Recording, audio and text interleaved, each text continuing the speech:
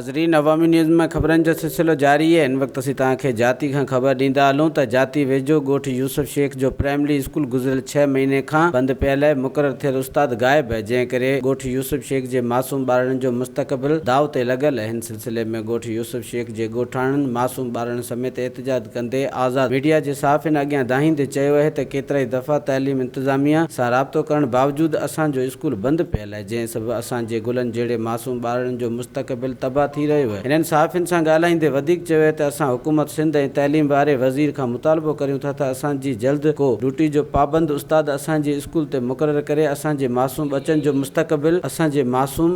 मुस्तक़बिल तबाह थियण खां बचाए वञे, जेको असांजो बुनियादी हक़। ॿी सूरत में ॻोठाणनि पारां भरपूर एहतजाज कयो वेंदो। वधीक ख़बरनि ऐं तफ़सील जे लाइ विज़िट कयो असांजी वेबसाइट awaminews.ht.com ऐं ॾिसंदा रहो अवामी न्यूज़